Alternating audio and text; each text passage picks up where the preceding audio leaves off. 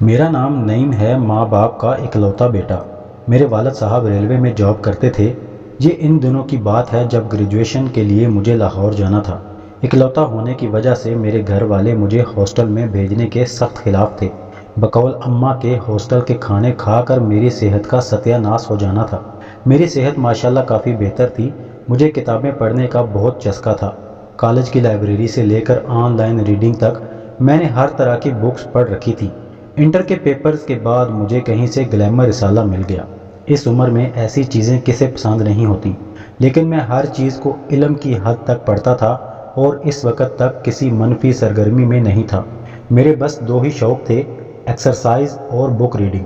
بک نے میری علم میں بہتری لائی اور ایکسرسائز نے میرے سٹیمنا میں۔ ابھی لاہور میں کہاں رہائش رکھنی ہے، اس پر بحث ہو رہی تھی کہ ایک دن میرے اماں کے میکے گاؤں سے ان کی سہیلی کسی کام سے ہمارے گاؤں آئی۔ جب اسے پتہ چلا تو اس نے بتایا کہ اس کی کزن شازیہ کا لاہور میں ڈبل سٹوری گھر ہے، جہاں وہ اپنے میاں بیٹے اور بہو کے ساتھ رہتی ہے۔ اس کا میاں اور بیٹا دونوں ٹرک ڈرائیور ہیں اور لاہور سے کراچی، کوئٹہ، پشاور تک لمبے پھیرے لگاتے ہیں اور ہفتوں گھر نہیں آتے۔ اور وہ اکیلی خواتین اکیلے رہنے سے بھی پریشان ہیں کہ زمانہ خراب ہے اور کرایہ داروں سے بھی ڈرتی ہیں کہ جانے کون کیسا ہو۔ انہوں نے اماں کو تسلی دی کہ گھبراؤ نہیں، وہ شازیہ آنٹی سے بات کریں گی اور پھر انہیں بتائیں گی۔ میری آزادی کی ساری خواہشیں دم توڑنے کو تھی، لیکن کیا کرتا۔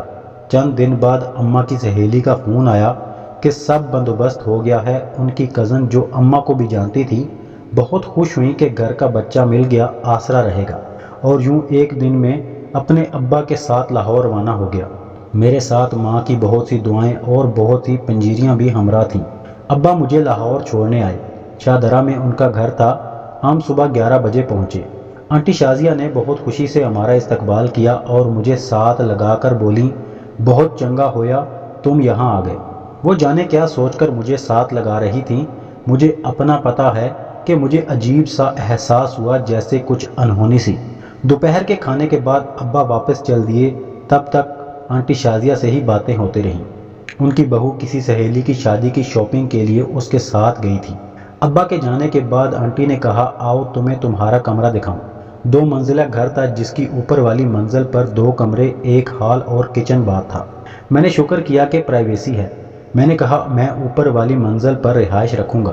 انہوں نے کہا جیسے تمہاری مرضی، بے شک اوپر سو جانا لیکن رہنا نیچے ہی، ہم اکیلے رہ رہ کر بور ہوتی رہتی ہیں۔ اب تک میں نے نوٹ کیا کہ ابا کے سامنے بڑی چادر میں آنٹی شازیہ اب گھریلو دوپٹے میں اتنی بڑی نہیں لگتی تھی جتنا میں نے سوچا سمجھا تھا۔ تھوڑی سی موٹو، 40 سال کے آس پاس لگتی تھی۔ ان کی سب سے اہم چیز ان کا بھاری سینہ تھا جو اتھل پھتل کرتا رہتا تھا۔ شام کے وقت میں اوپر اپنا سامان سیٹ کر رہا تھا۔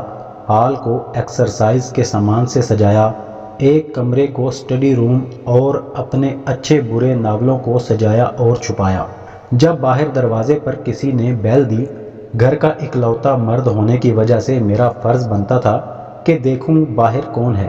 میں نے منڈیر سے نیچے جھانکا۔ جیسے ہی میں نے نیچے دیکھا، کوئی لڑکی جھکی دروازے کے پاس سامان رکھ رہی تھی۔ دوسری لڑکی ٹیکسی میں بیٹھی اس کے دروازہ کھلنے اور اندر جانے کے لیے انتظار کر رہی تھی۔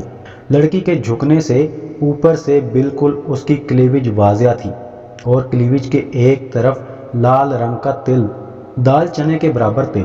میں نے اندازہ لگایا کہ یہی آنٹی کی بہو ہے۔ اف، اس کا تل میری جوانی کو دھڑکا گیا۔ دوستو، یہ اس کہانی کی پہلی قسط ہے۔ دوسری قسط بھی جلدی اپلوڈ کر دی جائے گی۔ اس کہانی کو لائک ضرور کیجیے گا اور میرے چینل کو بھی سبسکرائب کر دیں۔ شکریہ۔